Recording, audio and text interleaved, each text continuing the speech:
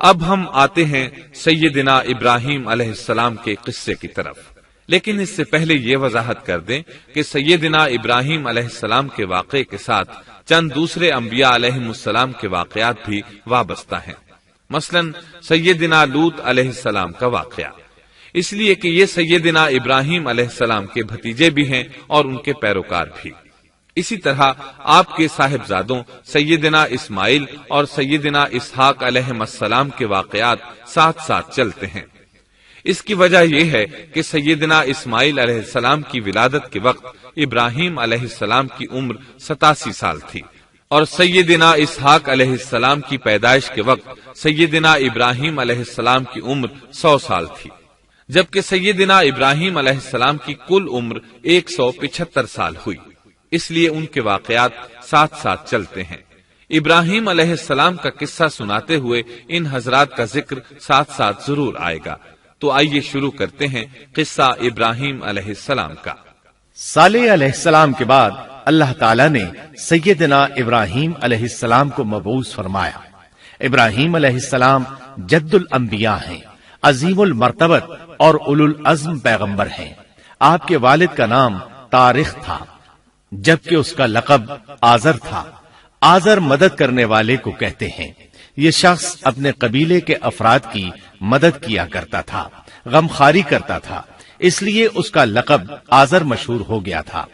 قرآن مجید میں ابراہیم علیہ السلام کا قصہ 73 مقامات پر ذکر ہوا ہے۔ یہ 73 مقامات 25 سورتوں میں ہیں، اور یہ بات ابراہیم علیہ السلام کے بلند مرتبت ہونے پر دلالت کرتی ہے۔ ابراہیم علیہ السلام بھی سام بن نوح علیہ السلام کی نسل سے ہیں۔ آپ کی پیدائش عراق کے مشہور شہر بابل میں ہوئی۔ یہ عراق کے شمال میں واقع تھا اور آج بھی موجود ہے۔ بہت بڑا شہر ہے، اس وقت بھی بڑی آبادی پر مشتمل تھا۔ یہاں بت پرستی عام ہو چکی تھی۔ اللہ تعالی سورۃ العنکبوت آیت 25 میں فرماتے ہیں، ابراہیم نے کہا کہ تم نے جن بتوں کی پرستش اللہ کے سوا کی ہے، انہیں تم نے اپنی آپس کی دنیاوی دوستی کے بنا پر معبود ٹھہرا لیا ہے۔ مطلب یہ کہ وہ لوگ اللہ کی عبادت بتوں کو اللہ کا شریک ٹھہرا کر کرتے تھے۔ ابراہیم علیہ السلام نے اپنے باپ سے اور اپنی قوم سے کہا کہ یہ مورتیاں جن کے تم مجاور بنے بیٹھے ہو کیا ہیں؟ انہوں نے جواب دیا، ہم نے اپنے باپ دادوں کو انہی کی عبادت کرتے پایا ہے۔ اللہ تعالیٰ ان کے بارے میں فرماتے ہیں، اے نبی، انہیں ابراہیم علیہ السلام کا قصہ سنا دو، جبکہ انہوں نے اپنے باپ اور اپنی قوم سے فرمایا، تم کس کی عبادت کرتے ہو؟ کہنے لگے، بتوں کی، ہم تو برابر ان کے مجاور بنے بیٹھے ہیں۔ ابراہیم علیہ السلام نے فرمایا، جب تم انہیں پکارتے ہو تو کیا وہ سنتے بھی ہیں یا تمہیں نفع اور نقصان پہنچا سکتے ہیں؟ انہوں نے کہا، یہ ہم کچھ نہیں جانتے، ہم نے تو اپنے باپ دادوں کو اسی طرح کرتے پایا ہے۔ مطلب یہ کہ یہ بت پرستی انہیں ورثے میں ملی تھی۔ وہ جن معبودوں کی عبادت کرتے تھے، نہ وہ ان کی پکار کو سنتے تھے، نہ ہی ان کے نفع و نقصان پر قادر تھے۔ اسی لیے ابراہیم علیہ السلام انہیں جھنجھوڑ رہے تھے، لیکن اندھی تقلید اور بشری عقل کے بیکار ہو جانے نے انہیں یہ سب سوچنے سے عاری کر دیا تھا۔ اللہ تعالیٰ نے ابراہیم علیہ السلام کی خصوصی رہنمائی فرمائی تھی، جیسا کہ سورۃ الانبیاء آیت 51 میں ہے، اور ہم نے ابراہیم کو پہلے سے ہدایت عطا فرما دی تھی اور ہم اسے جانتے تھے۔ ابراہیم علیہ السلام نے کبھی ایک لمحے کے لیے بھی بتوں کی پوجا نہیں کی تھی۔ آپ نے اپنی قوم کو بتوں کی پوجا کرتے دیکھا تو انہیں ملامت کی، ایک اللہ کی طرف دعوت دی، اور اس دعوت کی ابتدا انہوں نے اپنے باپ سے کی۔ اللہ تعالی سورہ مریم میں فرماتے ہیں، اے نبی، کتاب میں ابراہیم کا ذکر کر، بے شک وہ سچا نبی تھا۔ جب اس نے اپنے باپ سے کہا، اے میرے باپ، بے شک مجھے وہ علم عطا ہوا ہے جو تمہیں حاصل نہیں، اس لیے میری اطاعت کریں، میں آپ کو سیدھا راستہ دکھاؤں گا۔ اے میرے باپ، شیطان کی عبادت نہ کریں، بے شک شیطان اللہ کا نافرمان ہے۔ ان بتوں کی عبادت گویا شیطان کی عبادت ہے، اس لیے آپ نے ان معبودوں کو شیطان سے تعبیر کیا۔ فرمایا، اے میرے باپ، بے شک مجھے خوف ہے کہ تم پر اللہ کا عذاب آئے، پھر تم شیطان کے ساتھی ہو جاؤ۔ باپ نے ان کی بات سن کر کہا، اے ابراہیم، کیا تو میرے معبودوں سے پھرا ہوا ہے؟ البتہ اگر تو باز نہ آیا تو میں تجھے سنسار کر دوں گا، اور تو مجھ سے ایک مدت تک دور ہو جا، یعنی مجھ سے اتنا دور ہو جا کہ کبھی مجھے نظر نہ آئے۔ ابراہیم علیہ السلام نے اپنے باپ پر نرمی اور مہربانی کرتے ہوئے ان سے کہا، آپ پر سلامتی ہو، میں اپنے رب سے آپ کے لیے بخشش طلب کرتا رہوں گا۔ لیکن جب بعد میں ان پر واضح ہو گیا کہ وہ تو اللہ کا دشمن ہے تو ابراہیم علیہ السلام اس سے بے تعلق ہو گئے۔ سورہ توبہ آیت 114 میں اللہ فرماتے ہیں، اور ابراہیم کا اپنے والد کے لیے بخشش طلب کرنا ایک وعدے کی وجہ سے تھا جو وہ اس سے کر چکے تھے، لیکن جب انہیں معلوم ہو گیا کہ وہ اللہ کا دشمن ہے تو اس سے بیزار ہو گئے۔ بے شک ابراہیم بڑے نرم اور تحمل والے تھے۔ کسی ایماندار کے لیے جائز نہیں کہ وہ کسی کافر کے لیے دعائے مغفرت کرے، بلکہ مومن پر حرام ہے کہ وہ کسی کافر یا عیسائی وغیرہ کے لیے مغفرت طلب کرے یا اس سے یہ کہے کہ اللہ تجھ پر رحم کرے۔ ابراہیم علیہ السلام کے والد نے انہیں دھمکی دی تھی کہ اگر تم اس دعوت سے باز نہ آئے تو میں تمہیں سنسار کر دوں گا۔ اس کے جواب میں ابراہیم علیہ السلام اپنے والد کے ساتھ انتہائی شفقت سے پیش آئے اور اس سے کہنے لگے، میں آپ کے لیے اپنے رب سے استغفار کرتا رہوں گا، اس لیے کہ آپ اپنے والد پر بے حد مہربان تھے۔ اسی لیے اللہ تعالیٰ بھی ابراہیم علیہ السلام پر بے حد مہربان تھے، اور آپ کا لقب خلیل الرحمن رکھ دیا گیا۔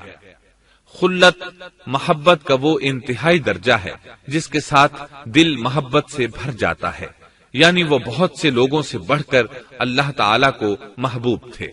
والد کے سخت جواب کے بعد ابراہیم علیہ السلام نے ان سے علیحدگی اختیار کر لی اور انہیں مخاطب کر کے فرمایا، میں تمہیں چھوڑتا ہوں اور جنہیں تم اللہ کے سوا پکارتے ہو ان کو بھی چھوڑتا ہوں، میں اپنے رب کو پکاروں گا، مجھے امید ہے میں اپنے رب کو پکار کر محروم نہیں رہوں گا۔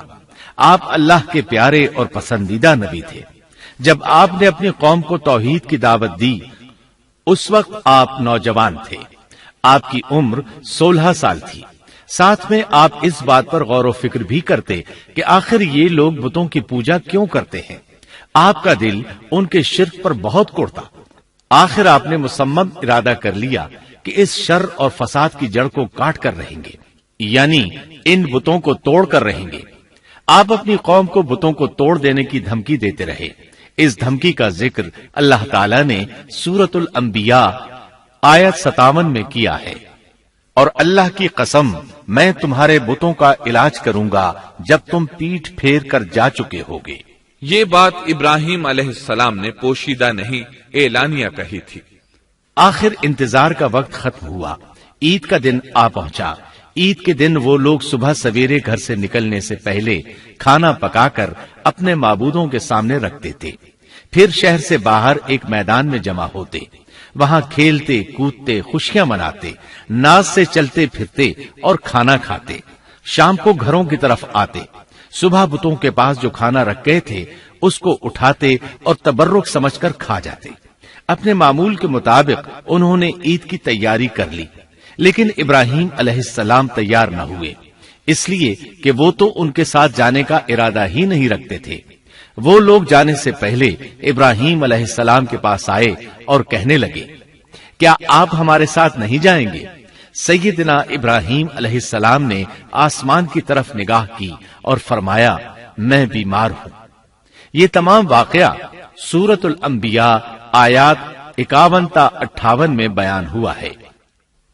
یقیناً ہم نے ابراہیم کو پہلے سے ہدایت فرما دی تھی اور ہم اسے جانتے تھے، جبکہ اس نے اپنے باپ سے اور اپنی قوم سے کہا کہ یہ مورتیاں جن کے تم مجاور بنے بیٹھے ہو کیا ہیں؟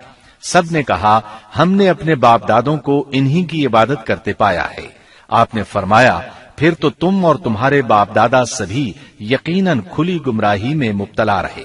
کہنے لگے، کیا آپ سچ مچ ہمارے پاس حق لائے ہیں یا یوں ہی مذاق کر رہے ہیں؟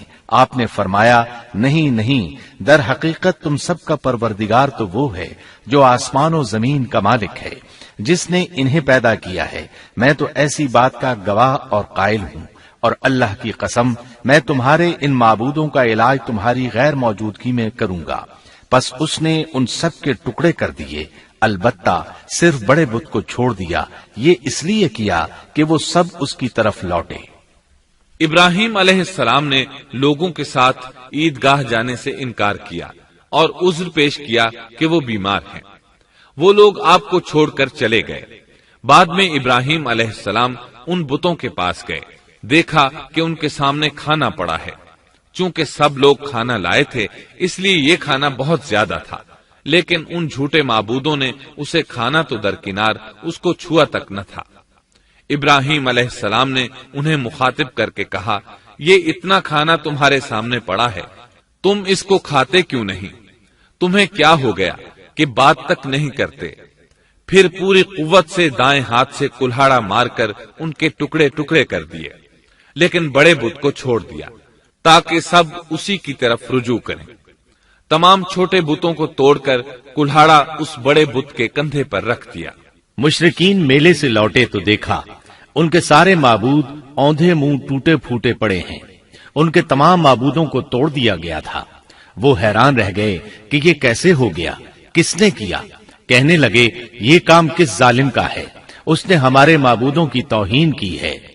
اس وقت جن لوگوں نے ابراہیم علیہ السلام کا وہ کلام سنا تھا انہیں ان کا خیال آ گیا، کہنے لگے، وہ نوجوان جس کا نام ابراہیم ہے اسے ہم نے اپنے بتوں کی مذمت کرتے سنا ہے۔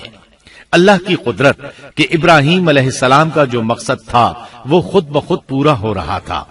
قوم کے لوگ مشورہ کر رہے تھے کہ سب کو جمع کرو اور اسے بلاؤ، پھر اسے سزا دو۔ چنانچہ تمام اہل باطل چھوٹے بڑے جمع ہو گئے، کارروائی شروع ہو گئی۔ کہنے لگے، اے ابراہیم، ہمارے معبودوں کے ساتھ یہ لغو حرکت تو نے کی ہے۔ ابراہیم علیہ السلام نے جواب دیا، یہ کام تو اس بڑے بت کا ہے، مجھ سے کیوں پوچھتے ہو؟ تم اپنے معبودوں سے کیوں نہیں پوچھ لیتے کہ ان کے ٹکڑے کس نے اڑائے ہیں؟ ابراہیم علیہ السلام کا جواب سن کر وہ سب سوچ میں پڑ گئے، پھر کہنے لگے، ہم نے بڑی غلطی کی، اپنے معبودوں کے پاس کسی کو حفاظت کے لیے نہیں چھوڑا۔ اس قدر واضح بات محسوس کر کے بھی وہ ظالم ایمان نہ لائے، بلکہ شیطان نے ان کے دلوں میں وسوسہ ڈالا اور انہوں نے غور و فکر کر کے کہا، اے ابراہیم، کیا تمہیں علم نہیں؟ یہ تو بے زبان ہیں، یہ بول نہیں سکتے۔ اب ابراہیم علیہ السلام نے فرمایا، تب پھر تم اللہ کے سوا اس چیز کی عبادت کرتے ہو جو تمہیں کچھ بھی نفع نہ دے سکے اور نہ نقصان پہنچا سکے۔ تعجب ہے تم پر اور ان پر بھی جنہیں تم اللہ کے سوا پکارتے ہو، کیا تم میں بالکل عقل نہیں؟ اس طرح ابراہیم علیہ السلام نے ان پر حقیقت خوب اچھی طرح واضح کر دی۔ ان سے فرمایا، تم ان کی پوجا کرتے ہو جن کو تم خود تراشتے ہو، یعنی ان کا حال تو یہ ہے کہ تم نے ان کو خود اپنے ہاتھوں سے تراشا اور ان کی عبادت کرنے لگے، جبکہ تمہیں اور تمہاری بنائی ہوئی چیزوں کو اللہ ہی نے پیدا کیا ہے۔ ابراہیم علیہ السلام نے ایک کلہاڑے کی مدد سے ان سب بتوں کو تہس نہس کر دیا تھا۔ یہ اس بات کی واضح ترین نشانی تھی کہ یہ بالکل بے بس ہیں، لیکن اس واضح نشانی کے باوجود وہ اپنے کفر ہی پر ڈٹے رہے اور لگے ابراہیم علیہ السلام کو دھمکیاں دینے۔ کہنے لگے، اس کے لیے ایک آتش کدہ بناؤ اور اسے اس دہکتی آگ میں ڈال دو۔ پھر ان لوگوں نے ایک چٹیل میدان کا انتخاب کیا جہاں مٹی نام کی کوئی چیز نہیں تھی۔ اس میدان کو پتھروں کی باڑ کے ساتھ گھیر دیا گیا۔ پھر سب لوگوں کو حکم دیا گیا کہ وہ لکڑیاں جمع کر کے اس گھیری ہوئی جگہ میں رکھیں۔ چنانچہ سب لوگ لکڑیاں جمع کر کے وہاں لانے لگے، یہاں تک کہ عورتوں اور بچوں نے بھی اس کام میں بڑھ چڑھ کر حصہ لیا۔ میدان میں اتنی لکڑیاں جمع ہو گئیں کہ زمین نظر نہیں آتی تھی۔ یہ لکڑیاں زمین پر ایک اونچی دیوار محسوس ہوتی تھیں۔ پھر ان لکڑیوں کو آگ لگائی گئی۔ جب آگ کے شعلے آسمان سے باتیں کرنے لگے تو انہوں نے ابراہیم علیہ السلام کو آگ میں ڈالنے کے لیے ایک جھولا تیار کیا۔ اس میں سیدنا ابراہیم علیہ السلام کو رکھا گیا۔ اس وقت آپ نے یہ دعا پڑھی، حسبنا اللہ ونعم الوکیل۔ ہمیں اللہ کافی ہے اور وہی بہترین کارساز ہے۔ یہ کلمہ ہر محتاج اور مصیبت زدہ کو پڑھنا چاہیے۔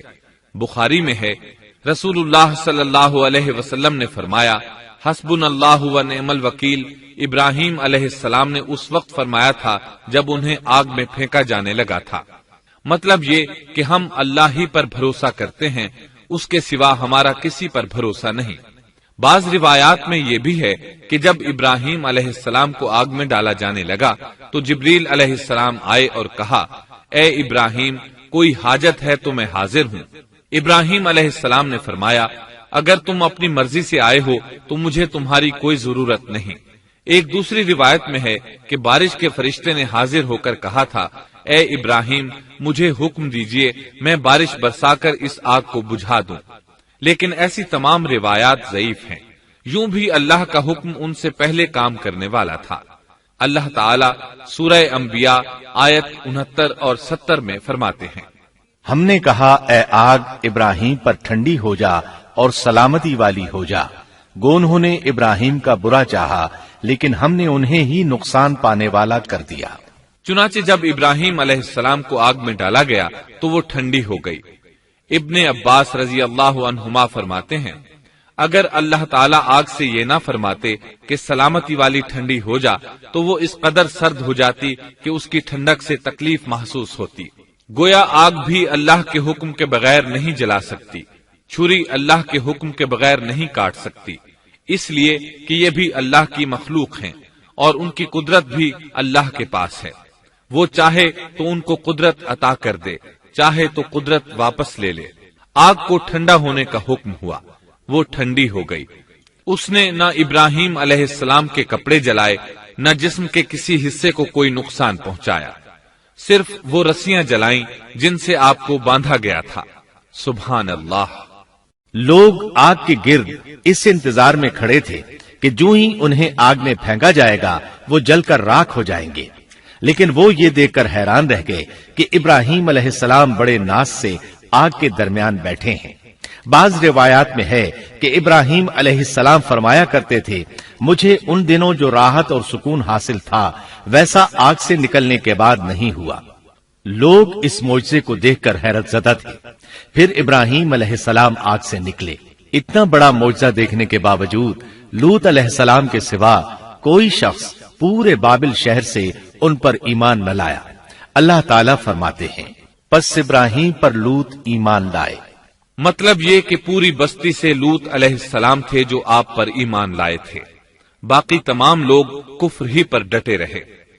ابراہیم علیہ السلام ان کا رویہ دیکھ کر نا امید ہو گئے کہ اس سے بڑھ کر یہ کون سا معجزہ دیکھنا چاہتے ہیں۔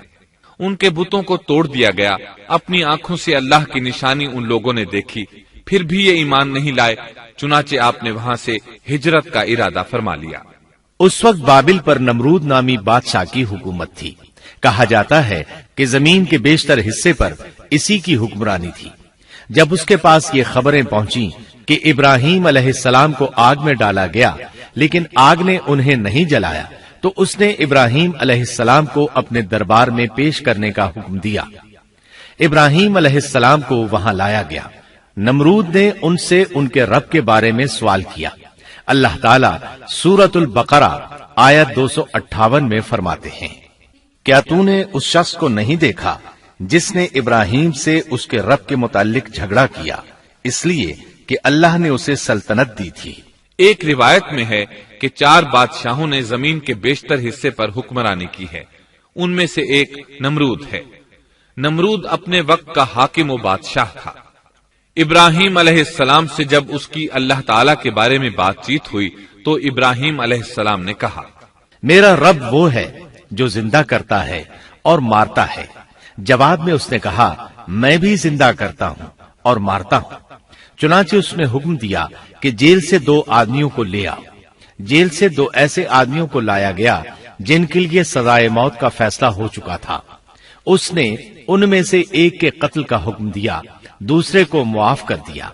اس سے اس نے یہ ثابت کرنا چاہا کہ وہ بھی زندہ کر سکتا ہے اور موت دے سکتا ہے، اور کہنے لگا، دیکھ لو، میرے حکم سے لوگ مرتے ہیں اور میرے حکم سے انہیں زندگی ملتی ہے۔ اس کی بات سن کر ابراہیم علیہ السلام نے غور کیا کہ اگر وہ اس سے موت و حیات کے باریک فلسفے پر بحث کریں گے تو نمرود کا مقصد پورا ہو جائے گا اور میرا مقصد پورا نہیں ہو پائے گا۔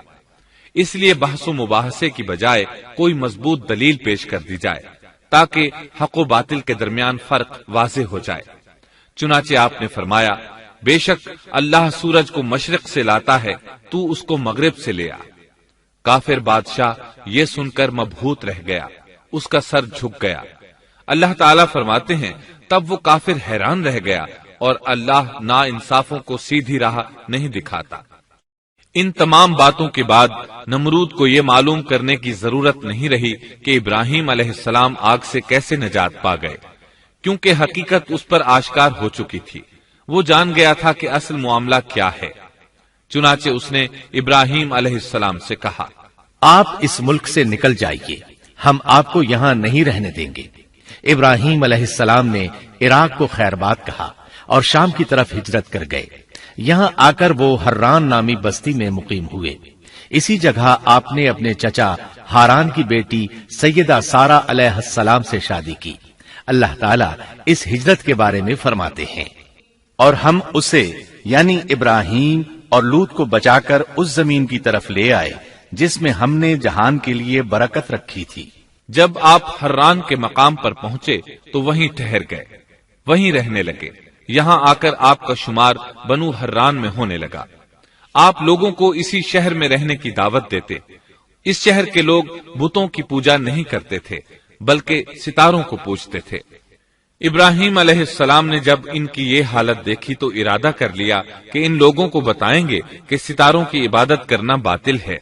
یہ لوگ چونکہ نجوم پرست تھے اس لیے ان کی عبادت کا وقت رات کو ہوتا تھا، اور یہ لوگ رات کے وقت عبادت کرتے تھے کیونکہ ان کے معبود یعنی ستارے رات ہی کو طلوع ہوتے ہیں۔ چنانچہ ابراہیم علیہ السلام انہیں یہ دکھانے کے لیے کہ ان چیزوں کی عبادت باطل ہے ایک دن ان کے ساتھ نکلے۔ اللہ نے آسمان کے دروازے کھول دیے تو ابراہیم علیہ السلام نے چاند، ستاروں، سیاروں اور آسمان و زمین کی سلطنت کو دیکھا۔ اللہ تعالیٰ نے ابراہیم علیہ السلام سے تمام پردے ختم کر دیے جو عام طور پر لوگوں کی آنکھوں پر ہوتے ہیں، اور انہوں نے وہ کچھ دیکھا جسے آج کی رصد گاہیں بھی نہیں دیکھ سکتی۔ اللہ تعالیٰ سورۃ الانعام آیت 75 میں فرماتے ہیں، اور اسی طرح ہم نے ابراہیم کو آسمان اور زمین کی سلطنت کا مشاہدہ کرا دیا تاکہ وہ یقین کرنے والوں میں سے ہو جائے۔ بعض مفسرین نے لکھا ہے کہ یہ سب کچھ اللہ تعالیٰ نے ابراہیم علیہ السلام کو اس لیے دکھایا تھا کہ وہ ستاروں کی پرستش کرتے تھے۔ پھر اللہ تعالیٰ نے اپنی عبادت کی طرف ان کی رہنمائی فرمائی۔ جن مفسرین نے یہ بات لکھی وہ غلطی پر ہیں، کیونکہ ایک جلیل القدر رسول کے متعلق ایسا گمان کرنا کبیرہ گناہ ہے۔ آسمان اور زمین کی سلطنت اور دیگر معجزات دکھانے کے بعد اللہ تعالیٰ فرماتے ہیں، آسمان اور زمین کی پیدائش یقیناً انسان کی پیدائش سے بہت بڑا کام ہے۔ اللہ تعالیٰ ایک دوسرے مقام پر فرماتے ہیں، آسمان اور زمین میں بہت سی نشانیاں ہیں جن سے یہ منہ موڑ کر گزر جاتے ہیں۔ ابراہیم علیہ السلام حران شہر کے ستارہ پرستوں کو لے کر ایک رات نکلے۔ اچانک ایک ستارہ طلوع ہوا، اس کی چمک دمک بہت تھی، شکل صورت کے لحاظ سے بھی بہت خوبصورت تھا۔ اس وقت ابراہیم علیہ السلام نے بطور مذاق کہا، یہ میرا رب ہے۔ لیکن جب وہ ستارہ کچھ دیر بعد چھپ گیا تو کہنے لگے، یہ تو غروب ہو گیا، یہ رب کیسے ہو سکتا ہے؟ جو چھپ جائے وہ رب نہیں ہو سکتا، پس میں تو غروب ہونے والوں کو پسند نہیں کرتا۔ اگلے روز وہ پھر ان لوگوں کو ساتھ لے کر نکلے تو چاند کو دیکھا۔ یہ شکل صورت میں ستاروں سے کہیں زیادہ خوبصورت تھا، روشن تھا، لیکن یہ بھی غروب ہو گیا۔ تو ابراہیم کہنے لگے، اگر مجھے میرے رب نے ہدایت نہ کی تو میں گمراہ لوگوں میں شامل ہو جاؤں گا۔ اے اللہ، تو کہاں ہے؟ اپنی طرف میری رہنمائی کر۔ ان باتوں سے ابراہیم علیہ السلام ان لوگوں کو غور و فکر کی دعوت دے رہے تھے تاکہ وہ غور کریں، آخر رب چھپ کیسے سکتا ہے؟ اگر چاند رب ہے اور دن کے وقت کسی کو اپنے معبود کی حاجت ہوگی تو وہ کیا کرے گا؟ لہذا چاند کسی صورت رب نہیں ہو سکتا۔ پھر جب دن چڑھا اور سورج طلوع ہوا تو کہنے لگے، یہ میرا رب ہے، یہ تو سب سے بڑا ہے۔ پھر لوگوں کو مخاطب کر کے کہنے لگے، تم رات کو چھوٹے چھوٹے ستاروں کی پوجا کرتے ہو، کیوں نہ تم اتنے بڑے ایک ہی رب کی پوجا کر لو۔ لیکن جب وہ بھی غروب ہو گیا تو کہنے لگے یقیناً میں تمہارے شرک سے بیزار ہوں. یہ معبود کیسے ہو سکتے ہیں؟ ان میں تو تبدیلی آتی رہتی ہے، کبھی طلوع ہوتے ہیں کبھی غروب ہوتے ہیں. یہ اس بات کی دلیل ہے کہ یہ مخلوق ہیں اور ان کا خالق کوئی اور ہے جس کے حکم کے یہ تابع ہیں. جب یہ خود مخلوق ہیں اور کسی اور کے تابع ہیں تو کسی کو نفع نقصان پہنچانے پر کس طرح قادر ہو سکتے ہیں؟ پھر اپنی قوم کو مخاطب کر کے کہنے لگے میں اپنا رخ اس کی طرف کرتا ہوں جس نے آسمانوں کو یکسو ہو کر پیدا کیا اور میں شرک کرنے والوں میں سے نہیں ہوں. اب بھی وہ اپنی بات پر اڑے رہے. تب آپ نے فرمایا تم مجھ سے اللہ کے بارے میں جھگڑ رہے ہو. مجھے تو اللہ راہ دکھا چکا ہے اور اس نے مجھے دلیل عطا فرمائی ہے. میں یقیناً جانتا ہوں کہ تمہارے تمام معبود بے بس اور بے طاقت ہیں. جاؤ تم سے اور تمہارے ان معبودوں سے جو ہو سکے کر لو. میرے رب کی مرضی کے بغیر کچھ بھی نہیں ہو سکتا. میرے رب نے ہر چیز کے علم کو اپنے گھیرے میں لے رکھا ہے. کیا پھر بھی تم نصیحت حاصل نہیں کرو گے؟ اور میں تمہارے معبودوں سے خوف کیوں کھاؤں؟ تم اللہ سے نہیں ڈرتے؟ ان کو اللہ کا شریک ٹھہرا رہے ہو. اللہ نے اس کی کوئی دلیل نازل نہیں کی. اگر تم میں صحیح علم ہے تو تم ہی بتلا دو کہ ہم دونوں جماعتوں میں سے امن کا زیادہ حقدار کون ہے. امن انہی کے لیے ہے جو ایمان لانے کے بعد دین کو شرک سے خلط ملط نہیں کرتے. حقیقت میں ہدایت یافتہ وہی لوگ ہیں. یہی ہمارے وہ دلائل تھے جو ہم نے ابراہیم علیہ السلام کو ان کی قوم کے مقابلے میں عطا کیے تھے، اور ہم جسے چاہیں مرتبے میں بڑھا دیں. بے شک تیرا رب بڑی حکمت والا ہے. ان لوگوں نے پھر بھی کفر ہی کیا، کوئی بھی ایمان نہ لایا. چنانچہ ابراہیم علیہ السلام نے ایک بار پھر ہجرت کی اور مصر جا پہنچے. مصر کے بادشاہ کو خبر ملی کہ ایک شخص ہجرت کر کے آیا ہے اور اس کے ساتھ ایک عورت ہے. وہ بہت زیادہ حسین و جمیل ہے. چنانچہ اس ظالم نے اپنے کارندوں کو بھیجا کہ اس عورت کو میرے پاس لے آؤ. ساتھ ہی اس سے پوچھنا کہ تمہارے ساتھ جو آدمی ہے وہ کون ہے. اگر وہ اس کا خاوند ہو تو اسے قتل کر دینا. ادھر بادشاہ نے اپنے کارندوں کو حکم دیا. ادھر اللہ نے ابراہیم علیہ السلام کی طرف وحی بھیج دی. انہوں نے سارا علیہ السلام سے کہا اگر وہ تجھ سے میرے بارے میں پوچھیں تو بتا دینا تم میری بہن ہو.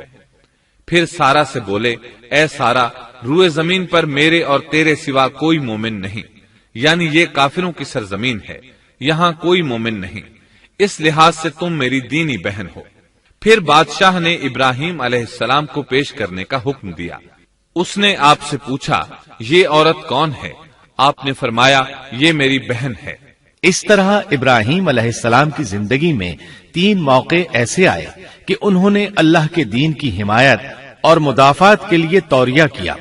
توریہ کا مطلب یہ ہے کہ واقعہ کچھ اور ہو لیکن کوئی شخص کسی خاص مصلحت کی وجہ سے اسے 2 معانی والے الفاظ کے ساتھ اس انداز میں بیان کرے کہ سننے والا اس واقعہ کو نہ سمجھ سکے بلکہ اس کا ذہن خلاف واقعہ چیز کی طرف منتقل ہو جائے. شریعت نے بعض مخصوص حالات میں اس کی اجازت دی ہے. وہ 3 مواقع جہاں ابراہیم علیہ السلام نے توریہ فرمایا ان کی وضاحت کچھ اس طرح ہے. ایک یہ کہ آپ نے میلے پر نہ جانے کی غرض سے ان لوگوں سے کہا تھا کہ میں بیمار ہوں. دوسرے موقع پر یہ فرمایا تھا یہ کام اس بڑے سردار بت کا ہے. تیسرے سارا علیہ السلام کو دینی بہن قرار دیا. اس ظالم بادشاہ نے سارا علیہ السلام کو اپنی تحویل میں لے لیا. جب سارا علیہ السلام کو معلوم ہوا کہ وہ ایک بدکار شخص ہے تو انہوں نے اللہ تعالیٰ سے دعا کی اے اللہ تجھے معلوم ہے میں تجھ پر اور تیرے نبی پر ایمان لائی ہوں اور اپنے جسم کو اپنے خاوند کے سوا ہر ایک سے محفوظ رکھا ہے، لہٰذا آپ اس کافر کو مجھ پر مسلط نہ کیجیے گا. چنانچہ اس کافر بادشاہ نے جب سیدہ سارا کو پکڑنے کے لیے اپنا ہاتھ بڑھایا تو اس کا ہاتھ شل ہو گیا اور اپنی جگہ پر جم گیا. وہ لگا چیخ پکار کرنے. اس میں اتنی طاقت نہ رہی کہ اپنے ہاتھ کو حرکت دے سکے. اس کی آواز سن کر اس کے محافظ بھاگے ہوئے آئے. انہوں نے اس کے ہاتھ کو چھڑانا چاہا لیکن چھڑا نہ سکے. اس کی یہ حالت دیکھ کر سیدہ سارہ خوف زدہ ہو گئیں۔ انہوں نے سوچا اگر یہ مر گیا تو لوگ کہیں گے اسے میں نے قتل کیا ہے۔ چنانچہ انہوں نے اللہ سے دعا کی کہ اسے چھوڑ دیا جائے۔ اللہ تعالیٰ نے آپ کی دعا قبول کر لی، اس کا ہاتھ ٹھیک ہو گیا، لیکن وہ ظالم پھر بھی نہ ڈرا۔ اس نے ایک بار پھر آپ کی طرف ہاتھ بڑھایا، اس کا ہاتھ پھر شل ہو گیا۔ سیدہ سارہ نے پھر دعا کی، وہ دوبارہ ٹھیک ہو گیا، وہ پھر بھی باز نہ آیا۔ تیسری بار پھر اس نے ان کی طرف ہاتھ بڑھایا، اس بار بھی اس کا ہاتھ شل ہو گیا۔ اب وہ سیدہ سارہ علیہ السلام سے کہنے لگا، اب کی بار اگر تو مجھے اس مصیبت سے نجات دلائے گی تو میں تجھے چھوڑ دوں گا اور کبھی تیرے آڑے نہیں آؤں گا۔ چنانچہ سیدہ سارہ علیہ السلام نے اللہ تعالی سے دعا کی، وہ ٹھیک ہو گیا۔ تب اس نے اپنے کارندوں کو آواز دی اور ان سے بولا، تم میرے پاس کسی انسان کو نہیں بلکہ سرکش جن کو لائے ہو۔ پھر اس نے انہیں رہا کر دیا، عزت و اکرام سے رخصت کیا اور ان کی خدمت کے لیے اپنی بیٹی ہاجرہ کو ساتھ کر دیا۔ سارہ علیہ السلام واپس لوٹی تو دیکھا کہ ابراہیم علیہ السلام نماز پڑھ رہے ہیں۔ نماز کے بعد انہوں نے پوچھا، سارہ اس نے تمہارے ساتھ کیا سلوک کیا؟ سیدہ سارہ علیہ السلام نے سارا واقعہ سنا دیا۔ سن کر آپ نے فرمایا، الحمدللہ۔ پھر بولے، اب ہم یہاں نہیں رہیں گے بلکہ واپس جائیں گے۔ چنانچہ آپ ایک بار پھر فلسطین میں آ گئے، وہیں اپنی زندگی بسر کرنے لگے۔ اب ہم آگے بڑھتے ہیں۔ جب آپ فلسطین میں مستقل طور پر رہائش پذیر ہوئے تو لوط علیہ السلام بھی آپ کے ساتھ تھے۔ لوط علیہ السلام آپ کے بھتیجے تھے، ان کے والد کا نام ہاران تھا۔ یہ بچپن ہی سے سیدنا ابراہیم علیہ السلام کے زیر سایہ رہے، انہی کے ہاں پرورش پائی، اس لیے دین حق فوراً قبول کر لیا۔ جب سیدنا ابراہیم علیہ السلام نے عراق سے شام کی طرف ہجرت کی تو یہ آپ کے ساتھ تھے، وہاں سے حران گئے تب بھی ساتھ تھے، پھر مصر کی طرف ہجرت کی تو بھی لوط علیہ السلام ان کے ساتھ تھے۔ آخر کار جب آپ نے مصر کو بھی خیر بات کہا اور فلسطین آ گئے تب بھی یہ ساتھ تھے۔ اب ابراہیم علیہ السلام نے لوط علیہ السلام کو حکم دیا کہ وہ بستی سدوم کی طرف چلے جائیں، اس لیے کہ اس بستی کے لوگ کفر کی انتہائی گہرائی میں جا چکے ہیں، انہیں کفر و شرک سے نکالنے کے لیے وہاں جائیں، انہیں اللہ کے احکام سنائیں، اللہ کی طرف دعوت دیں۔ چنانچہ لوط علیہ السلام تو اس طرف روانہ ہو گئے اور ادھر فلسطین میں صرف 3 مسلمان رہ گئے، ابراہیم علیہ السلام، ان کی زوجہ محترمہ سیدہ سارہ اور سیدہ ہاجرہ علیہ السلام وہیں رہائش پذیر رہے اور لوگوں کو مسلسل اللہ کی طرف دعوت دیتے رہے۔ یہاں یہ بے شمار مال و دولت کے بھی مالک بن گئے۔ جب ان کی عمر 85 یا 86 سال ہوئی تو سارہ علیہ السلام نے سوچا، میں بانجھ ہوں، میرے خاوند بوڑھے ہیں لیکن اولاد کی تمنا ہے، تو کیوں نہ میں اپنی لونڈی ہاجرہ ہدیے اور تحفے کے طور پر ابراہیم علیہ السلام کو دے دوں۔ چنانچہ ہاجرہ ابراہیم علیہ السلام کو مل گئیں، انہوں نے ان سے شادی کر لی۔ اللہ رب العزت نے جلد ہی ان کے وطن سے آپ کو اسماعیل علیہ السلام عطا فرمائے۔ ہاجرہ علیہ السلام کے ماں بننے پر اور ان کی اولاد کو دیکھ کر سیدہ سارہ علیہ السلام کو فطری طور پر غیرت کا احساس ہوا۔ اللہ کی قدرت دیکھیے، خود ہی انہیں ہاجرہ کو تحفے میں دیا تاکہ اولاد حاصل ہو، اور جب وہ ماں بن گئیں تو اب غیرت محسوس کر رہی ہیں۔ اپنی اس کیفیت سے مجبور ہو کر سیدہ سارہ نے ابراہیم علیہ السلام سے کہا، آپ مجھے اس کے ساتھ ایک جگہ پر نہ رکھیں۔ مورخین اور سیرت نگار لکھتے ہیں کہ ہاجرہ علیہ السلام ایک نطاق پہنا کرتی تھی، یعنی وہ جسم کے درمیان ایک لمبا کپڑا لٹکا لیتی تھی تاکہ وہ کپڑا گھسٹ گھسٹ کر قدموں کے نشانات مٹا دے اور سارہ کو نظر نہ آئے، کیونکہ سارہ غیرت کی حد کو پہنچ چکی تھی۔ ابراہیم علیہ السلام نے جب سارہ علیہ السلام کے اندر غیرت کے آثار دیکھے تو ہاجرہ کو ان کی نگاہوں سے دور کر دیا۔ ادھر اللہ کا حکم بھی نازل ہو گیا کہ اپنی بیوی ہاجرہ اور دودھ پیتے بچے اسماعیل کو ساتھ لے لیں اور مکہ کی طرف رخ کر لیں۔ ابراہیم علیہ السلام مکہ کی طرف روانہ ہوئے، یہاں تک کہ مکہ پہنچ گئے۔ یہ جگہ اس وقت بالکل ویران اور بے آباد تھی، نہ کوئی انسان تھا نہ پانی، نہ نباتات کے آثار تھے، غرض کوئی چیز نظر نہیں آتی تھی، بس پہاڑوں کے درمیان ایک بے آب و گیاہ میدان تھا۔ یہی وہ مقدس اور تاریخی وادی تھی جہاں ابراہیم علیہ السلام اپنی زوجہ اور لخت جگر کو چھوڑ کر واپس پلٹے۔ سیدہ ہاجرہ علیہ السلام کو بہت حیرت ہوئی، انہیں یہ امید نہیں تھی کہ ان کے خاوند انہیں ایک بے آباد جگہ تنہا چھوڑ کر چل دیں گے، اس پر بچے کی ذمہ داری الگ تھی۔ چنانچہ انہوں نے ابراہیم علیہ السلام کو آواز دی، لیکن انہوں نے مڑ کر بھی نہ دیکھا۔ اب وہ ان کے پیچھے آئیں اور قریب پہنچ کر بولی، اے ابراہیم، ہمیں کہاں چھوڑے جا رہے ہو؟ یہاں نہ پانی، نہ خوراک، نہ کوئی انسان۔ ابراہیم علیہ السلام نے پھر بھی کوئی جواب نہ دیا، کوئی پریشانی بھی ظاہر نہ کی اور چلتے رہے۔ سیدہ ہاجرہ بھی آپ کے پیچھے چلتی رہیں اور پوچھتی رہیں کہ ہمیں کس کے حوالے کر کے جا رہے ہیں؟ یہاں تو کوئی بھی جاندار نہیں، مکمل طور پر بے آباد علاقہ ہے۔ لیکن انہوں نے اب بھی کوئی توجہ نہ دی۔ آخر سیدہ ہاجرہ نے کہا، کیا آپ کو اللہ نے اس کام کا حکم دیا ہے؟ اب آپ نے جواب میں فرمایا، ہاں۔ تب سیدہ ہاجرہ بولی، اگر یہ بات ہے تو اللہ تعالی ہرگز ہمیں ضائع نہیں ہونے دے گا۔ جب انسان اللہ کے احکام کو بجا لائے تو اس کے دل سے فقر و فاقے کا خوف نکل جاتا ہے، اور اللہ اسے طرح طرح کے انعامات سے نوازتا ہے۔ انسان جب تک اللہ کے احکام کو بجا لاتا رہے گا تب تک اللہ کی نصرت اور اس کی تائید شامل حال رہے گی۔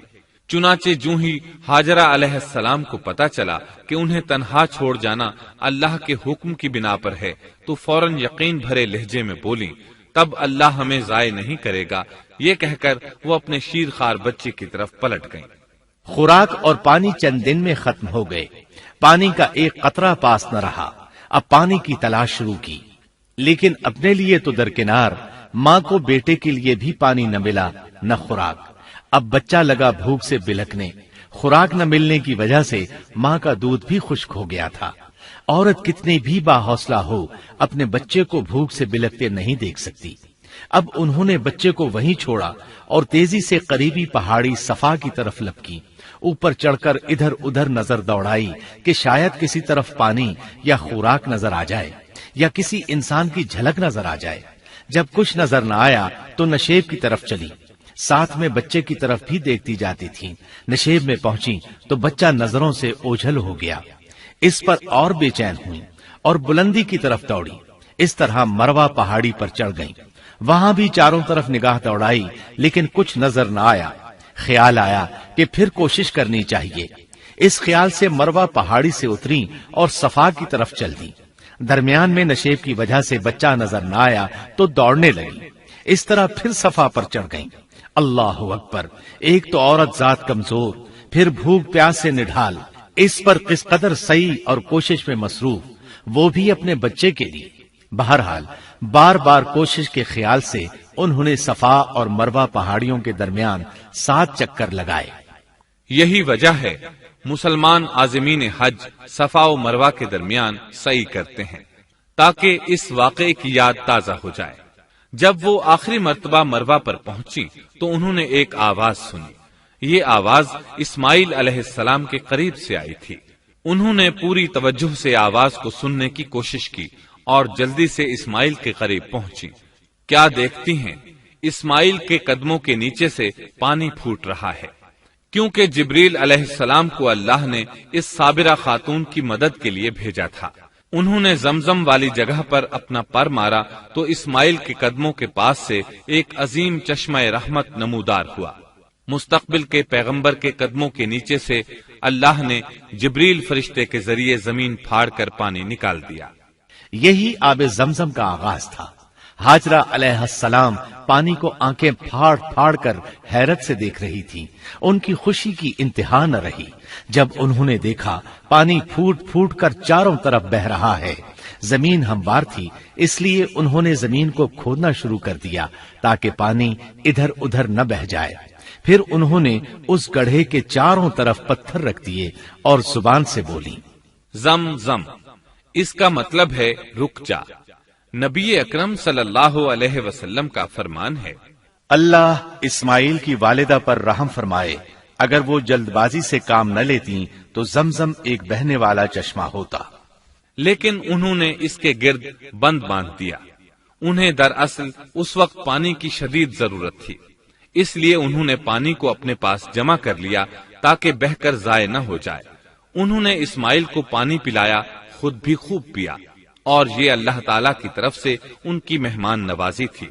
وہاں کوئی اور انسان نہیں تھا، نہ کھانے کی کوئی چیز تھی، بس یہی آب زمزم ان کے لیے کھانے اور پینے کا کام دے رہا تھا۔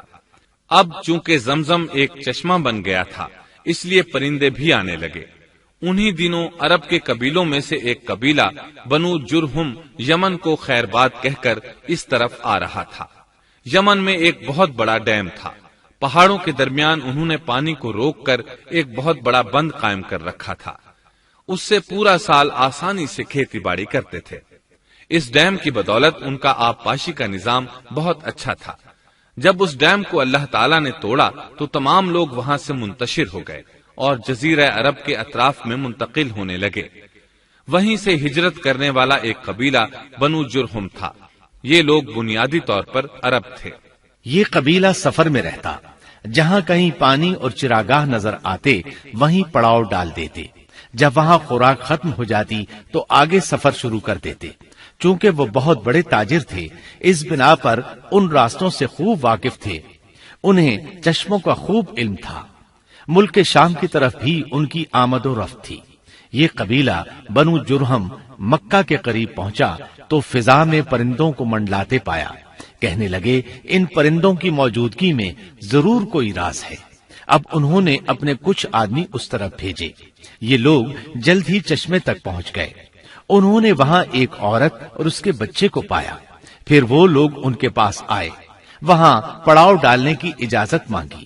سیدہ ہاجرہ نے فرمایا، ٹھیک ہے، لیکن شرط یہ ہے کہ تمہیں اجرت ادا کرنا ہوگی۔ ان کے لیے یہ سستا سودا تھا۔ ان کے پورے قبیلے کو سامان زندگی مل رہا تھا، جبکہ صرف ایک عورت اور اس کے بیٹے کی ذمہ داری ان پر عائد ہو رہی تھی۔ انہوں نے فوراً حامی بھر لی اور وہاں رہائش اختیار کر لی۔ اس طرح یہ لوگ سیدہ ہاجرہ علیہ السلام کی معیشت کا ذریعہ بن گئے، اور اس طرح سیدنا اسماعیل علیہ السلام بنو جرہم میں پرورش پاتے رہے۔ انہوں نے ان لوگوں سے عربی سیکھ لی اور ان سے بھی زیادہ عربی دان بن گئے۔ فصاحت اور بلاغت سے عربی میں بات چیت کرنے لگے۔ پھر ان کی اس قبیلے میں شادی ہو گئی۔ ان کی اولاد سے عرب قوم کا آغاز ہوا۔ انہی میں سے سرور کائنات محمد صلی اللہ علیہ وسلم کی ولادت باسعادت ہوئی۔ بنو جرہم کی آمد اور آبادی ابراہیم علیہ السلام کی دعا کا نتیجہ تھی۔ جب انہوں نے اپنی بیوی اور بچے یعنی دو کمزور انسانوں کو اس ویران جگہ چھوڑا تھا تو یہ دعا مانگی تھی، اے ہمارے پروردگار، میں نے اپنی کچھ اولاد اس بے آباد جنگل میں تیرے حرمت والے گھر کے پاس بسائی ہے۔ یہاں یہ سوال پیدا ہوتا ہے کہ کیا اس وقت بیت اللہ کی تعمیر ہو چکی تھی؟ درست بات یہ ہے کہ اس وقت خانہ کعبہ کی تعمیر نہیں ہوئی تھی۔ پھر سوال پیدا ہوتا ہے کہ کیا ابراہیم علیہ السلام کے زمانے سے پہلے اس کی تعمیر ہو چکی تھی یا صرف جگہ ہی معروف تھی؟ اس بارے میں دو طرح کی روایات ہیں۔ بعض میں آتا ہے کہ صرف اس کی جگہ معروف تھی، اور بعض میں ہے کہ ابراہیم علیہ السلام سے پہلے شیس علیہ السلام نے اس کو تعمیر کیا تھا، اور وہ گردش ایام کے ساتھ ساتھ منہدم ہو کر ختم ہو گیا۔ لیکن بہرحال اس کی جگہ معلوم تھی، اور وہی پہلا گھر تھا، جیسا کہ اللہ نے خبر دی ہے۔ اللہ تعالیٰ نے پہلا گھر جو لوگوں کے لیے مقرر کیا تھا وہی ہے جو مکہ میں ہے، اور وہ پوری دنیا کے لیے برکت اور ہدایت والا ہے۔ ابراہیم علیہ السلام نے اللہ تعالی سے یہ دعا مانگی تھی، اے ہمارے پروردگار، میں نے اپنی کچھ اولاد اس بے کھیتی کے جنگل میں تیرے حرمت والے گھر کے پاس بسائی ہے۔ اے ہمارے پروردگار، یہ اس لیے کہ وہ نماز قائم کریں، پس تو کچھ لوگوں کے دلوں کو ان کی طرف مائل کر دے اور انہیں پھلوں کی روزیاں عطا فرما تاکہ یہ شکر گزاری کریں۔ دن گزرتے رہے اور اسماعیل علیہ السلام بنو جرہم کے ماحول میں عمر کی منزلیں طے کرتے رہے، اور وہ ہوش سنبھالنے کے قریب ہو گئے۔ ابراہیم علیہ السلام ہر سال ایک دو بار اپنے گھرانے کی دیکھ بھال کے لیے چکر لگاتے تھے، جب اسماعیل علیہ السلام نے ہوش سنبھالا تو ایک بار پھر ایک عظیم آزمائش کا وقت آ گیا۔ ہوا یوں کہ ایک مرتبہ ابراہیم علیہ السلام مکہ تشریف لائے، ایک جگہ آرام کے لیے بیٹھے کہ نیند کی وادی میں پہنچ گئے۔ نیند میں انہوں نے خواب دیکھا کہ اپنے لخت جگر کو اپنے ہاتھ سے ذبح کر رہے ہیں، ساتھ ہی آنکھ کھل گئی۔ ابراہیم علیہ السلام جانتے تھے کہ انبیاء کرام کے خواب حقیقت ہوتے ہیں، اللہ کی طرف سے وحی ہوتے ہیں، اور شیطان کسی صورت ان کے خواب میں نہیں آ سکتا، لہذا انہوں نے اس خواب کے مطابق عمل کرنے کا پختہ ارادہ کر لیا، کسی قسم کی پریشانی کا شکار نہ ہوئے۔ اللہ رب العزت نے اس عظیم اور تعجب خیز واقعے کا قرآن مجید میں ذکر کرتے ہوئے فرمایا، اور ابراہیم نے کہا میں تو ہجرت کر کے اپنے پروردگار کی طرف جانے والا ہوں، وہ ضرور میری رہنمائی کرے گا۔ اے میرے رب، مجھے نیک بخت اولاد عطا فرما۔ تو ہم نے ایک بردبار بچے کی بشارت دی۔ پھر جب بچہ اتنی عمر کو پہنچا کہ اس کے ساتھ چلنے پھرنے لگا تو ابراہیم نے کہا میرے پیارے بیٹے، میں نے خواب دیکھا ہے کہ میں تجھے ذبح کر رہا ہوں، اب تو بتا تیری کیا رائے ہے؟ یہاں سوال پیدا ہوتا ہے کہ ابراہیم علیہ السلام نے اسماعیل علیہ السلام سے مشورہ کیوں لیا؟ وہ چاہتے تو اسماعیل کو سوتے میں ذبح کر دیتے، اس طرح اللہ کا حکم بجا لاتے۔ وہ بیٹے کے پاس کیوں گئے اور ان سے مشورہ کیوں لیا؟ جی ہاں، یہ مسئلہ یاد رکھنے کے قابل ہے کہ ہر مسلمان پر لازم ہے کہ وہ اپنے دوسرے مسلمان بھائی کو اجر و ثواب میں شامل کرنے کی کوشش کرے۔ ابراہیم علیہ السلام نے بیٹے کو ثواب میں شامل کرنے کے لیے انہیں اللہ کے حکم سے آگاہ کیا، یہ نہ چاہا کہ میں اکیلا ہی اجر لیتا رہوں، بلکہ دوسرے کی خیر خواہی کو پیش نظر رکھا۔ والدین کے لیے آپ کے اس انداز میں نصیحت موجود ہے، یہ کہ اولاد کو ثواب کے مواقع فراہم کریں، ان کی صحیح تربیت کریں، اگر صدقہ کرنے کا موقع ملے تو بچوں کے ذریعے صدقہ کرائیں تاکہ انہیں بھی اللہ کے راستے میں خرچ کرنے کی عادت پڑے۔ جب کسی دینی مجلس میں بیٹھنے کا موقع ملے تو اپنی اولاد کو بھی ساتھ لے کر جائیں۔ بے شمار لوگ خود تو جاتے ہیں، اولاد کو جانے کے لیے کہتے بھی نہیں، خود دین سیکھتے ہیں، اولاد کو دین نہیں سکھاتے۔ ابراہیم علیہ السلام نے اسماعیل علیہ السلام سے رائے لی۔ سبحان اللہ، انہوں نے جواب میں فرمایا اے ابا جان، آپ کو جو حکم ملا ہے کر گزریے۔ یہ نہیں کہا کہ مجھے تو حکم نہیں ہوا، بلکہ فوراً سر تسلیم خم کر دیا، اس لیے کہ وہ جانتے تھے انبیاء کا خواب حقیقت پر مبنی ہوتا ہے، اللہ کی وحی ہوتا ہے، اس لیے بالکل پریشانی ظاہر نہ کی، یہ تک نہ پوچھا مجھے کیوں ذبح کر رہے ہیں، یا میرا کیا جرم ہے، یا آپ کے پاس کون سا صریح حکم آیا ہے۔ انہوں نے ایسی کوئی بات نہ کہی، اللہ کی فرما برداری اسی کو کہتے ہیں۔ چنانچہ اپنے باپ سے کہا اے ابا جان، آپ کو جو حکم ہوا ہے اس کو کر گزریے، انشاءاللہ آپ مجھے صبر کرنے والوں میں پائیں گے۔ علماء کرام فرماتے ہیں اس جملے سے ان کا انتہائی ادب اور احترام شامل ہے، اور اس میں زبردست توکل موجود ہے۔ یہ نہیں کہا کہ آپ مجھے صبر کرنے والوں میں سے پائیں گے، بلکہ آپ نے اللہ کی مشیت کو جملے میں شامل کیا اور فرمایا انشاءاللہ آپ مجھے صبر کرنے والوں میں سے پائیں گے۔ لہذا مسلمانوں کو دھوکے میں نہیں پڑنا چاہیے، یہ نہ کہے میں سفر کروں گا، میں فلاں کام کروں گا، میں فلاں کام کے کرنے کی طاقت رکھتا ہوں، بلکہ یوں کہے اللہ نے چاہا تو میں سفر کروں گا، اللہ نے چاہا تو فلاں کام کروں گا۔ اپنے علم اور طاقت کے دھوکے میں پڑنا سراسر نادانی ہے۔ ہر چیز کا تعلق اللہ سے قائم کرے، جیسا کہ اللہ تعالیٰ فرماتے ہیں اور ہرگز ہرگز کسی کام پر یوں نہ کہنا کہ میں اسے کل کروں گا، مگر ساتھ ہی انشاءاللہ کہہ لینا۔ اپنی زبان کو اللہ کے ذکر سے سجا کر رکھو اور ہمیشہ اپنے معاملات کو اللہ کی طرف لوٹاؤ۔ بہرحال باپ بیٹا دونوں ہی مصمم ارادے کے ساتھ اللہ کا حکم پورا کرنے کے لیے پیش ہو گئے۔ اسماعیل علیہ السلام نے اپنے والد محترم سیدنا ابراہیم علیہ السلام سے کہا جب آپ مجھے ذبح کرنے لگیں تو میری پیشانی کو زمین پر رکھ دیجیے گا تاکہ آپ کو میرا چہرہ نظر نہ آئے اور کہیں آپ کے ہاتھ رک نہ جائیں، چہرہ دیکھ کر آپ پر شفقت پدری غالب نہ آ جائے۔ اب ابراہیم علیہ السلام نے بیٹے کی پیشانی پکڑ کر زمین پر لٹا دیا، جیسا کہ اللہ تعالی نے فرمایا۔ جب دونوں مطیع ہو گئے اور ابراہیم نے اسے پیشانی کے بل لٹا دیا، اب انہوں نے چھری پکڑی اور گردن پر چلا دی، لیکن چھری نے گردن نہ کاٹی، بالکل اسی طرح جیسے آگ نے ابراہیم کو نہیں جلایا تھا، اس لیے کہ چھری میں کاٹنے کی طاقت اور آگ میں جلانے کی صلاحیت اللہ کے حکم کے بغیر نہیں آ سکتی۔ اللہ نے دونوں سے یہ طاقتیں سلب کر لیں۔ اب ابراہیم زور لگا رہے ہیں، ادھر اسماعیل علیہ السلام کہہ رہے ہیں، ابا جان جلدی کیجئے، چھری چلائیے۔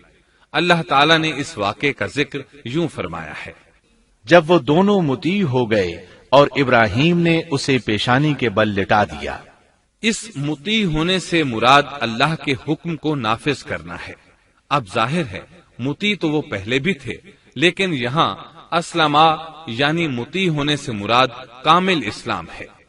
نہایت واضح اور حقیقی اسلام مراد ہے، اس لیے کہ کامل اسلام وہی ہوتا ہے جس میں بغیر کسی تردد اور توقف کے اللہ کے امر اور نہی کی تصدیق کی جائے۔ یہ تھا حقیقی اسلام۔ ہاں تو چھری چلتی رہی، گلا نہ کٹا، اس لیے کہ امتحان اور آزمائش کی تکمیل ہو چکی تھی۔ یہ بات ثابت ہو چکی تھی کہ اللہ کا حکم نافذ کرنے میں دونوں پوری طرح کوشاں ہیں۔ اللہ تعالیٰ بھی فرما برداری ہی کا صلہ عطا فرماتے ہیں۔ چنانچہ آواز آئی، قد صدقت الرؤيا، ہم نے اسے پکارا، اے ابراہیم تو نے خواب کو سچ کر دکھایا، یقیناً ہم اسی طرح نیکوکاروں کو جزا دیا کرتے ہیں۔ یقیناً یہ ایک کھلی آزمائش تھی۔ تاریخ کا ایک عظیم ترین امتحان اور کڑی آزمائش دنیا کو آج بھی حیرت میں ڈال دیتی ہے۔ کون ہے جو بیٹے کو ذبح کرنے پر تیار ہو جائے، خاص طور پر اس صورت میں جب اولاد بھی اکلوتی ہو، جس کی وجہ سے 86 سال کے بعد آنگن میں بہار آئی ہو۔ پھر اس کی قربانی کا بھی واضح حکم نہیں دیا گیا تھا، اشارتاً خواب میں رہنمائی کی گئی تھی۔ آپ کہہ سکتے تھے یہ قتل اور سنگین جرم ہے، کہہ سکتے تھے اپنے بیٹے کو کس جرم میں قتل کروں، لیکن آپ نے بغیر کسی تعامل کے سر تسلیم خم کر دیا اور اس عظیم امتحان میں کامیاب ہوئے۔ اللہ فرماتے ہیں، وَإِبْرَاهِيمَ الَّذِي وَفَّى، اور ابراہیم وہ ہیں جنہوں نے وفاداری کی۔ اس آیت میں یہ نہیں بتایا گیا کہ کس چیز میں وفاداری کی، اس لیے کہ وہ تو ہر معاملے میں مکمل طور پر وفاداری کا مظاہرہ کر چکے تھے۔ آگ میں ڈالے جانے والا معاملہ، بیوی اور بچے کو لق و دق میدان میں چھوڑ آنے کا معاملہ، پھر ذبح کا امتحان، تعمیر بیت اللہ کی مشقت، غرض ہر معاملے میں وفادار تھے، حتیٰ کہ اپنا مال اللہ کے راستے میں خرچ کرنے میں اس قدر وفادار کہ ابو زیفان کے لقب سے مشہور ہو گئے۔ اس کا معنی ہے مہمان نواز۔ کسی مہمان کو دسترخوان پر اپنے ساتھ بٹھائے بغیر ایک لقمہ نہیں کھاتے تھے، باہر نکلتے مہمان تلاش کرتے، پھر اس کے ساتھ مل کر کھانا کھاتے، مہمان نہ ملتا تو سخت غمگین ہو جاتے۔ اس طرح انہوں نے اللہ کے ہر حکم کی پاسداری کی۔ ذبح والے اس امتحان کا اللہ نے انہیں کیا صلہ دیا؟ اللہ فرماتے ہیں، ہم نے اسے عظیم ذبیحے کا بدلہ عطا کیا۔ ہاں تو ہم بتا رہے تھے چھری نے گلا نہ کاٹا۔ ایسے میں ابراہیم علیہ السلام نے ایک آواز سنی، آواز پیچھے سے آئی تھی۔ انہوں نے مڑ کر دیکھا، جبریل علیہ السلام نظر آئے۔ وہ آسمان سے ایک مینڈھا لے کر آئے تھے، دنیا کے مینڈھوں میں سے نہیں بلکہ جنت کا مینڈھا لائے تھے۔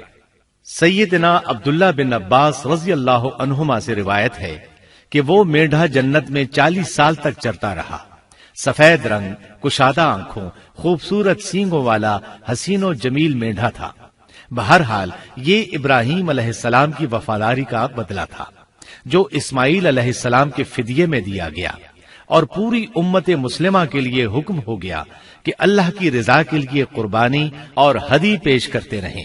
کعبے کے پاس حرم الہی میں ہر سال یہ سنت ادا کی جاتی ہے، اور ان کے ساتھ ساتھ پوری زمین کے تمام خطوں پر بسنے والے مسلمان بھی اس عظیم فرمانبرداری کی علامت کے طور پر قربانیاں پیش کرتے ہیں۔ مینڈھے کے ذکر کا مطلب یہ ہے کہ ہم سنت ابراہیمی پر گامزن ہو جائیں، یہ میڈھا ہمیں اللہ کے لیے قربانی کا سبق دیتا ہے۔ ہمیں چاہیے سنت ابراہیمی کی اقتدا کرتے ہوئے ہم اپنی جانوں، اپنی اولاد اور اپنے مالوں کو اللہ کی راہ میں قربان کرنے کے لیے تیار ہو جائیں۔ اللہ تعالیٰ فرماتے ہیں، اور ہم نے اسے عظیم ذبیحہ عطا کیا اور ہم نے اس کا پچھلوں میں ذکر خیر چھوڑا، سلامتی ہو ابراہیم پر۔ اسی طرح ہی ہم نیکوکاروں کو جزا دیتے ہیں، یقیناً وہ ہمارے مخلص بندوں میں سے تھا۔ اور اسی طرح اللہ فرماتے ہیں، اور ہم نے اسے نیکوکار نبی اسحاق کی ولادت کی خوشخبری سنائی۔ یہ خوشخبری فلسطین کی طرف واپس لوٹنے کے بعد سنائی گئی۔ ایک اکلوتے بیٹے کی قربانی کے لیے تیار ہو جانے کے صلے میں اور سارہ علیہ السلام کی عظمت اور تکریم کے مد نظر اللہ تعالی نے اسحاق کی خوشخبری سنا دی۔ یہ آیت ذبح کے واقعے کے بعد اللہ تعالی نے ذکر فرمائی ہے، اس لیے معلوم ہوا پچھلی آیات میں اسحاق کے علاوہ کسی اور بیٹے کا ذکر ہوا ہے، اور وہ اسماعیل علیہ السلام ہی تھے، جبکہ یہودی روایات میں اسحاق علیہ السلام کو ذبیح قرار دیا جاتا ہے۔ یہ بالکل غلط ہے۔ ذبح کے واقعے کے بعد اسحاق علیہ السلام کی بشارت مل رہی ہے، پھر بھلا وہ پیدا ہونے سے پہلے ہی ذبیح کیسے بن گئے؟ اس لیے یہ قطعی بات ہے کہ اسماعیل علیہ السلام ہی ذبیح ہیں۔ اس کے کئی اور بھی دلائل ہیں جن کے ذکر کرنے کا یہاں موقع نہیں۔ بہرحال اس عظیم آزمائش میں بے مثال کامیابی کے بعد ابراہیم علیہ السلام فلسطین آئے اور 120 سال کی عمر میں اسحاق علیہ السلام کی بشارت ملی، جبکہ سارہ علیہ السلام کی عمر 90 سال تھی۔ ان پر بڑھاپا طاری ہو چکا تھا۔ ایسے میں 3 فرشتے آئے، وہ تو قوم لوط کی تباہی کے لیے آئے تھے۔ راستے میں اللہ کے حکم سے ابراہیم علیہ السلام اور ان کی اہلیہ سارہ کو خوشخبری سنائی، اور اس غرض کے لیے وہ انسانی شکل میں آئے تھے۔ ابراہیم علیہ السلام تو پہلے ہی بہت مہمان نواز تھے، انہیں دیکھ کر بہت خوش ہوئے کہ مہمان آ گئے۔ فرشتوں نے انہیں سلام کیا۔ ابراہیم علیہ السلام نے سلام کا جواب دیا۔ وہ حیرت زدہ تھے کہ یہ لوگ ان کی بستی کے رہنے والے تو ہیں نہیں، لیکن ان پر سفر کے نشانات بھی نہیں ہیں، جیسا کہ دور سے چل کر آنے والوں میں ہوتے ہیں، نہ ان کے پاس سواریاں ہیں۔ قرآن مجید میں آتا ہے، فرشتوں نے سلام کیا تو ابراہیم نے بھی سلام کیا اور دل میں خیال کیا یہ اجنبی لوگ ہیں۔ پھر وہ اپنی مہمان نوازی کی عادت کے مطابق انہیں اندر لے آئے، ان کے لیے کھانے کا انتظام کیا۔ اللہ تعالیٰ فرماتے ہیں، ہمارے بھیجے ہوئے فرشتے ابراہیم کے پاس خوشخبری لے کر آئے تو انہوں نے سلام کیا۔ ابراہیم نے سلام کا جواب دیا اور فوراً بھنا ہوا بچڑا لے آئے، اور بچڑا بھی موٹا تھا۔ ان کے سامنے کھانا پیش کیا، لیکن وہ بھلا کب کھانے کی طرف ہاتھ بڑھانے والے تھے۔ یہ دیکھ کر ابراہیم علیہ السلام نے خوف محسوس کیا کہ کہیں یہ دشمن نہ ہو۔ اس وقت فرشتوں نے کہا، ابراہیم نہ ڈر، ہم تو قوم لوط کی طرف بھیجے گئے ہیں۔ جب انہوں نے یہ باتیں کی تو سارہ علیہ السلام پاس کھڑی تھی، وہ ہنسنے لگی۔ وہ خوش خبری سے پہلے کیوں ہنس پڑی؟ علماء اس بارے میں کہتے ہیں کہ جب انہوں نے سنا یہ فرشتے لوط علیہ السلام کی بستی کو تباہ کرنے جا رہے ہیں تو ان کے خاتمے کی خبر سن کر وہ ہنستی۔ اس کے بعد فرشتوں نے یہ خوشخبری سنائی، ہم نے اسے اسحاق کی پیدائش کی خوشخبری دی اور اسحاق کے بعد یعقوب پوتے کی بھی خوشخبری دی۔ بہت جلد ہی ہم اسحاق سے تیری ویران گود کو آباد کریں گے، اور تو اپنی زندگی میں اس کے بیٹے یعقوب کو بھی دیکھ لے گی۔ اب 3 بشارتیں جمع ہو گئیں، بیٹا پیدا ہوگا، لمبی عمر ملے گی یعنی بیٹا جوان ہوگا، اور پھر وہ اپنے پوتے کو بھی دیکھے گی۔ اس سے بڑھ کر کیا عزت اور تکریم ہو سکتی ہے؟ اس لیے جب نبی کریم صلی اللہ علیہ وسلم سے پوچھا گیا کریم یعنی عزت والا کون ہے، تو آپ نے فرمایا کریم بن کریم بن کریم بن کریم، یعنی یوسف بن یعقوب بن اسحاق بن ابراہیم علیہ السلام۔ مطلب یہ کہ نبی بن نبی بن نبی بن نبی۔ یہ یوسف علیہ السلام کی شان ہے کہ خود بھی کریم، باپ بھی کریم، دادا بھی کریم اور پردادا بھی کریم۔ اس سے بڑھ کر عزت افزائی کیا ہو سکتی ہے؟ بہرحال فرشتوں نے انہیں خوشخبری دی۔ پھر انہوں نے ابراہیم کو ایک صاحب علم لڑکے کی بشارت دی۔ خوشخبری سن کر سیدہ سارہ حیران ہوئی، مارے حیرت کے منہ سے ہلکی سی چیخ نکل گئی۔ انہوں نے اپنے رخسار پر ہاتھ مارا جیسا کہ عورتوں کی عادت ہوتی ہے، کہنے لگی، ہائے افسوس، کیا میں بچہ جنوں گی حالانکہ میں بانجھ ہوں اور میرے خاوند بوڑھے ہیں؟ یہ تو حیرت کی بات ہے۔ ایک دوسری جگہ اللہ تعالیٰ نے یہ الفاظ فرمائے، کہنے لگی، میں بوڑھی اور بانجھ ہوں، بھلا میں بچے کو کیسے جنم دوں گی؟ اس پر فرشتوں نے کہا، تو اللہ کے حکم پر تعجب کرتی ہے، اے اہل بیت، یہ تو اللہ کی تم پر رحمت اور برکت ہے، وہ بہت بزرگ اور قابل تعریف ہے۔ دوسری آیت میں ہے، انہوں نے کہا، اسی طرح تیرے رب نے فیصلہ کیا ہے اور ہمیں کہا ہے، یقیناً وہ بہت حکمت والا ہے اور علم رکھنے والا ہے۔ یہ تھی اسحاق علیہ السلام کی ولادت کی خوشخبری۔ ابراہیم علیہ السلام مکے میں سیدنا اسماعیل علیہ السلام سے ملنے کے لیے آتے رہتے تھے۔ ایک روز آئے تو ان سے کہا، اے میرے بیٹے، اللہ تعالیٰ نے مجھے حکم دیا ہے کہ اس مقام پر اللہ کا گھر تعمیر کرنا۔ اسماعیل علیہ السلام نے فوراً کہا، میں حاضر ہوں۔ اس طرح انہوں نے کھدائی شروع کی۔ ایسے میں انہیں شیش علیہ السلام کی تعمیر کے آثار نظر آئے، انہوں نے اس پر تعمیر شروع کر دی۔ ایک روایت میں یہ بھی ہے کہ انہوں نے فرشتوں والی بنیادوں کے آثار بھی دیکھے۔ نبی کریم صلی اللہ علیہ وسلم کی جوانی کے دنوں میں جب مکے کے قریش نے کعبے کی تعمیر نئے سرے سے کی تو انہوں نے اس کی بنیادوں کو گہرا کرنا چاہا۔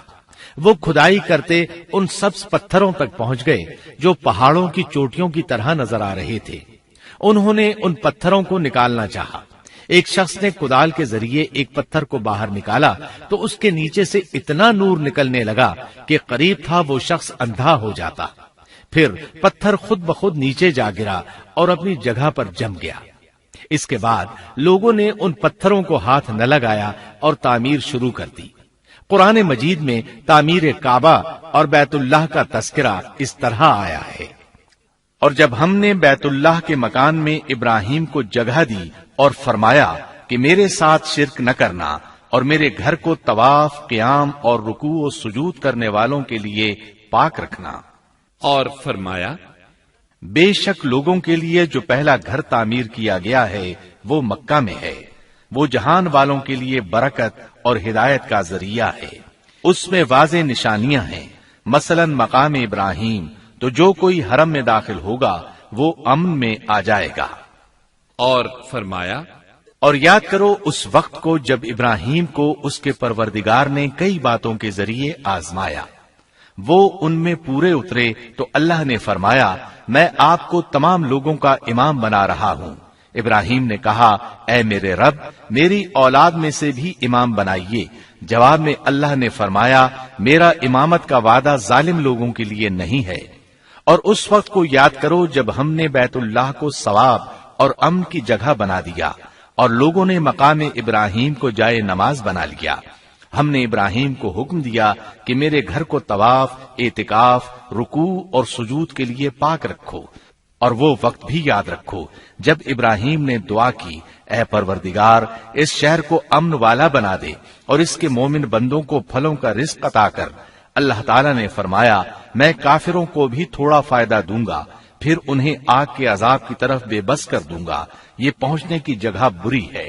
اور وہ وقت یاد کرو جب ابراہیم اور اسماعیل بیت اللہ کی بنیادوں کو بلند کر رہے تھے اور دعا مانگ رہے تھے، اے ہمارے رب، ہماری محنت کو قبول فرما، تو دعا کو سننے والا، جاننے والا ہے، اور ہمیں اپنا فرما بردار بنا، ہماری اولاد میں سے بھی ایک فرما بردار گروہ بنا، اور ہمیں عبادت کا طریقہ سکھا اور ہم پر رجوع فرما، کیونکہ تو ہی توبہ قبول کرنے اور رحم فرمانے والا ہے۔ اے ہمارے رب، ان لوگوں میں انہی میں سے ایک رسول بھیج جو ان پر تیری آیات کی تلاوت کرے اور انہیں کتاب و حکمت سکھائے، انہیں پاک کرے، یقیناً تو غالب حکمت والا ہے۔ تعمیر کے دوران جب ابراہیم علیہ السلام اس مقام تک پہنچے جہاں آج حجر اسود ہے تو اللہ تعالیٰ نے جنت سے ایک سفید پتھر بھیجا۔ حدیث میں ہے یہ پتھر نہایت سفید تھا، اب سیاہ ہو گیا ہے۔ انسانوں کی غلطیاں اس کے سیاہ ہونے کا سبب بنی۔ جب دیواریں انسانی قد کے برابر ہو گئیں تو اسماعیل علیہ السلام ایک پتھر لے آئے۔ اب ابراہیم علیہ السلام اس پتھر پر کھڑے ہوئے۔ وہ ننگے پاؤں تھے۔ اسی وقت پتھر پگھل گیا، ان کے پاؤں اس کے اندر کسی قدر دھنس گئے، پتھر پر ان کے پیروں کے نشانات آ گئے۔ اسی پتھر کو آج مقام ابراہیم کہا جاتا ہے۔ پہلے یہ پتھر بیت اللہ کی دیواروں کے ساتھ رکھا گیا تھا۔ جب لوگ طواف کے لیے آتے تو سیدنا ابراہیم کے پیروں کے نشانات دیکھنے کے لیے یہاں ہجوم ہو جاتا۔ اس طرح طواف کرنے والوں کو دقت کا سامنا ہوتا۔ سیدنا عمر رضی اللہ عنہ نے صحابہ کرام کے مشورے سے اس پتھر کو اس جگہ سے قدرے ہٹا کر نماز کی صفوں کے قریب کر دیا تاکہ طواف کرنے والوں کو دقت نہ ہو۔ یہ مقام بہت مقدس ہے۔ اللہ نے فرمایا ہے، تم مقام ابراہیم کو جائے نماز مقرر کر لو۔ مقام ابراہیم کے قریب اس کے پیچھے ہو کر نماز پڑھنے کا موقع مل جائے تو لازماً وہاں 2 رکعت ادا کیا کرو۔ موقع نہ ملے تو پھر پوری مسجد حرام میں طواف سے فراغت والی 2 رکعت پڑھ لیا کرو۔ اس طرح کعبہ تعمیر ہوا۔ تب نیا حکم آیا، لوگوں میں جو استطاعت رکھے اس پر اللہ کے لیے حج بیت اللہ فرض ہے، اور جو شخص جان بوجھ کر اعراض کرے تو اللہ جہانوں سے بے نیاز ہے اور اسے اس کی کوئی پرواہ نہیں۔ ادھر ابراہیم علیہ السلام کو اللہ تعالی کی طرف سے اشارہ ہوا، لوگوں میں حج کا اعلان کر دیں۔ ابراہیم علیہ السلام کہنے لگے، اللہ میری آواز بھلا کس کس تک پہنچے گی؟ جواب آیا، آپ کے ذمے آواز لگانا ہے، پہنچانا ہمارا کام ہے۔ چنانچہ آپ عرفات کے ایک پہاڑ پر چڑھے اور آواز لگائی، لوگو بیت الحرام کا حج کرو۔ اللہ تعالیٰ نے معجزانہ طور پر یہ آواز تمام انسانوں تک پہنچا دی، خواہ وہ پیدا ہوئے تھے یا نہیں۔ دوسرا معجزہ یہ ہوا کہ اللہ نے بیت اللہ اور اس کے حج کی محبت لوگوں کے دلوں میں ڈال دی۔ اللہ نے فرمایا، اور آپ لوگوں میں حج کا اعلان کر دیں، وہ آپ کی طرف پیدل بھی آئیں گے اور دبلے پتلے اونٹوں پر بھی دور دور سے آئیں گے۔ اس طرح لوگ پیدل اور سوار ہو کر کثرت سے حج کے لیے آنے لگے اور یہ ویران علاقہ آباد ہونے لگا۔ یہ تھے حالات اور واقعات ابراہیم علیہ السلام کے۔ آپ نے 175 سال کی عمر میں وفات پائی۔ آپ سے پہلے سیدہ ہاجرہ علیہ السلام نے وفات پائی، اور ان کی وفات سے کچھ ہی عرصہ بعد سیدہ سارہ علیہ السلام 127 سال کی عمر میں فوت ہو گئیں۔ ان دونوں کی وفات کے بعد آپ غمگین رہنے لگے۔ آخر اتنی مدت تک ساتھ رہا تھا۔ آپ خلیل الرحمن تھے، آپ پر صحیفے بھی نازل ہوئے، آپ اللہ کے بے حد شکر گزار تھے۔